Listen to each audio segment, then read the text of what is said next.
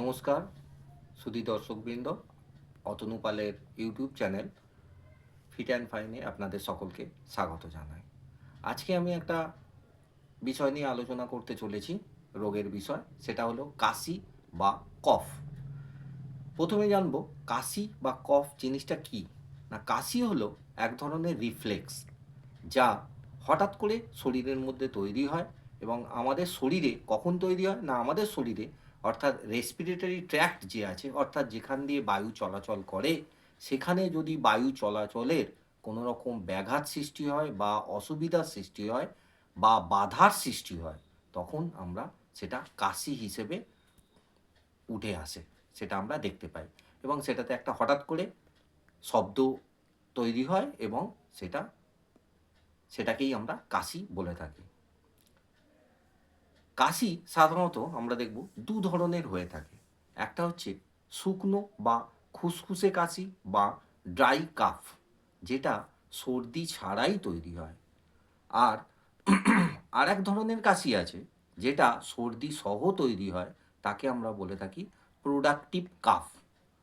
এবার আমরা আলোচনা করব শুকনো কাশি সেটা কী জিনিস।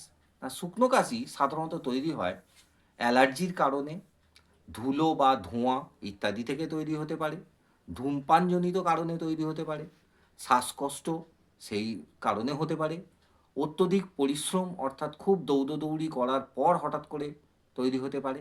আর কি না, যদি কেউ উচ্চতর স্থানে ভ্রমণ করে, অর্থাৎ যদি পাহাড় পর্বত অঞ্চলে যেখানে অক্সিজেনের কনসেন্ট্রেশন অনেক কম আছে বা বায়ুর আহ, ঘনত্ব যেখানে কম, সেই সব জায়গায় গেলেও অনেকের কাশি শুরু হয়।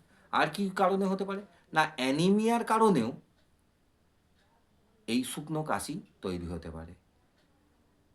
যদি এই কাশি মোটামুটি 15 দিন বা তার বেশি হয়ে থাকে, সেক্ষেত্রে আমরা অনেকগুলি রোগ সেখান থেকে তৈরি হয়। প্রথম যে রোগটা আছে সেই রোগটাকে আমরা বলে থাকি সিওপিডি, অর্থাৎ ক্রনিক অবস্ট্রাকটিভ পালমোনারি ডিজিজ। সেক্ষেত্রে কি হয় না, ফুসফুসের ক্ষয়জনিত কারণে বা কোনো ট্র্যাকিয়াল ট্র্যাক্ট যেটা আছে বায়ু চলাচলের রাস্তায়, সেখানে কোনো রকম যদি বায়ু চলাচলের যে রাস্তা পথ সেটা যদি অবরুদ্ধ হয়ে যায় অর্থাৎ বা সরু হয়ে যায়, সেক্ষেত্রে এই রোগটা তৈরি হতে পারে। অথবা হতে পারে একটা রোগ, সেটা হচ্ছে অ্যাজমা। সেক্ষেত্রে কি হয় না, সেক্ষেত্রেও দেখা যায় যে এক ধরনের অ্যালার্জিক ড্রাই কাফ তৈরি হয় এবং সেটা বেশ কিছুদিন যাবৎ চলতে থাকে। আর একটা কারণেও শুকনো কাশি তৈরি হতে পারে, সেটা হচ্ছে টিউবারকিউলোসিস বা যক্ষ্মা। এই কারণেও এই শুকনো কাশি অনেক দিন যাবৎ পুরনো কাশি তৈরি হতে পারে। এবার আমরা আলোচনা করব প্রোডাক্টিভ কাপ।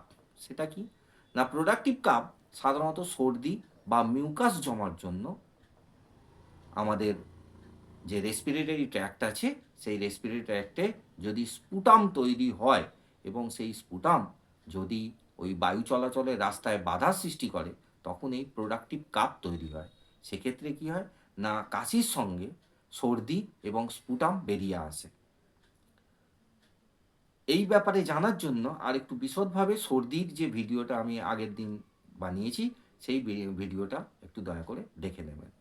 এবার আসছি এখান থেকে আমরা বাঁচবো কীভাবে, অর্থাৎ এর থেকে রক্ষা পাওয়ার উপায় কী আছে। না, কাশি থেকে প্রধান রক্ষা পাওয়ার যে কয়েকটি উপায় আছে, সেটা হচ্ছে অ্যাভয়েড কোল্ড, অর্থাৎ ঠান্ডা লাগানো যাবে না। ঠান্ডা লাগলে কাশি বাড়তে থাকবে। আর কি না, সর্দির মতো এক্ষেত্রেও ভেপার ইনহেলেশন করা যেতে পারে, অর্থাৎ জলীয় বাষ্প কোনো একটা পাত্রের মধ্যে গরম করে সেখানে বদ্ধ ঘরের মধ্যে সেই ভেপারটাকে আমাদের রেসপিরেটরি ট্র্যাক্টের মধ্যে দিয়ে চালনা করলেও কাশি অনেকটা কমে যায়। আর কি না হলে চিকিৎসকের পরামর্শ মতো ওষুধ সেবন করতে হবে। আর কি ব্যবহার করতে হবে না, মিটার ডোজ ইনহেলার বলে বা এমডিআই বলে একটা জিনিস বাজারে পাওয়া যায়, সেইটা ব্যবহার করা যেতে পারে।